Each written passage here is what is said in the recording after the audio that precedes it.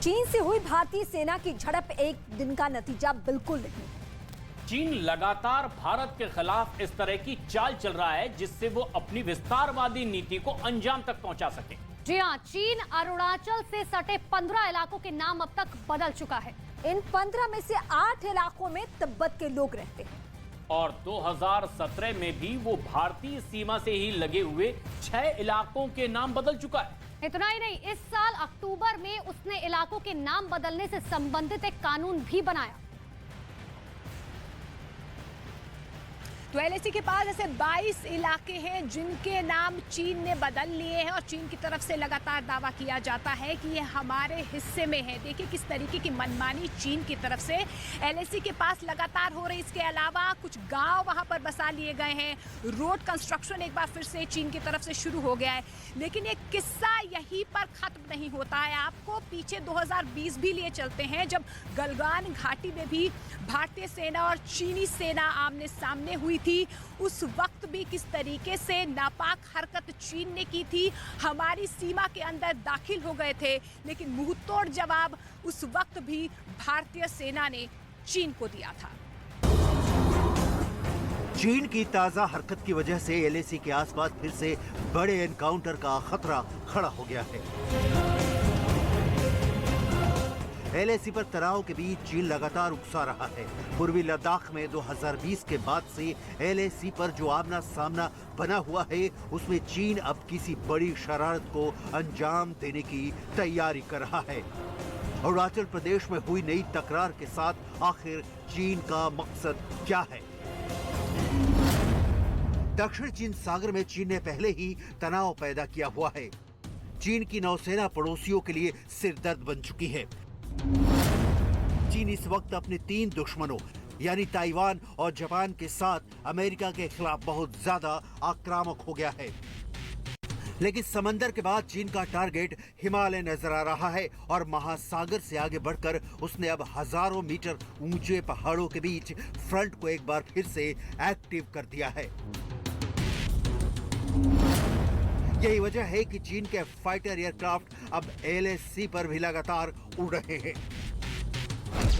चीन ने युद्ध के लिए भड़काने वाला काम शुरू कर दिया है और इसमें उसने अब अपनी एयरफोर्स के बहुत ही खास और फ्रंटलाइन फाइटर्स को इस्तेमाल करना शुरू कर दिया है।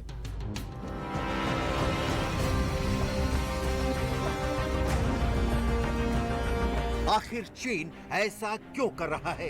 क्योंकि जिस मुद्दे को लेकर भारत और चीन के कमांडर लगातार बात कर रहे हैं, जब दोनों देशों की सेनाओं के बीच तनाव कम करने की कोशिश जारी है और दोनों तरफ की मिलिट्री लीडरशिप एक दूसरे के लगातार संपर्क में है, तब सवाल है कि अरुणाचल प्रदेश में चीन ने भड़काने वाला कदम क्यों उठाया?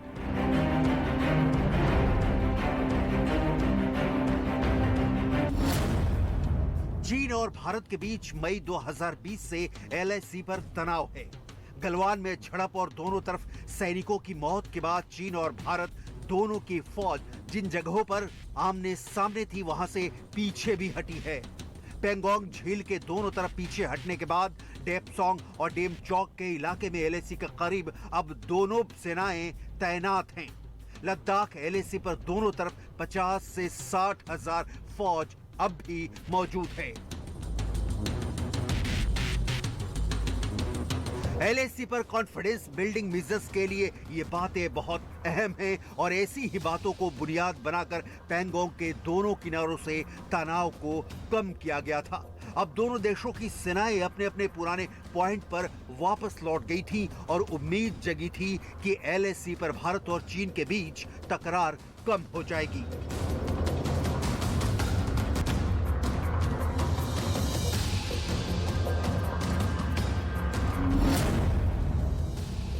लेकिन लगता है कि शी जिनपिंग ने इन बातों को जैसे डस्टबिन में डाल दिया है, क्योंकि चीन की सेना दोनों देशों के बीच बातचीत को कोई अहमियत नहीं देती। चीन दरअसल वो करना चाहता है जो उसकी विस्तारवाद वाली नीति कहती है।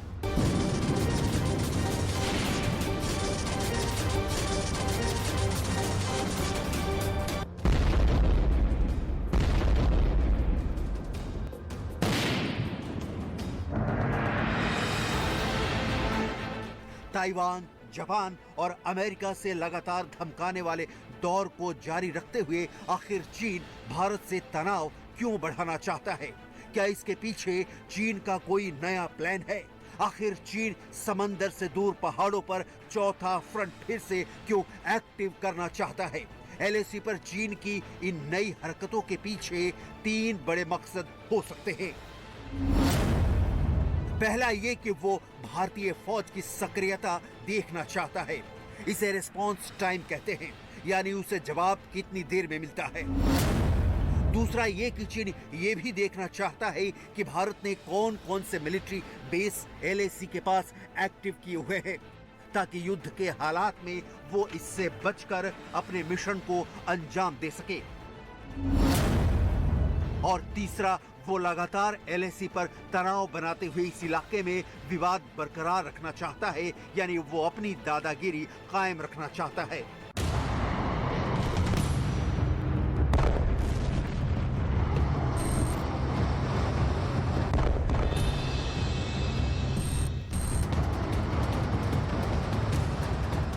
सत्रह जुलाई 2022 को भारत और चीन के कमांडर्स के बीच 16वें दौर की बात हुई थी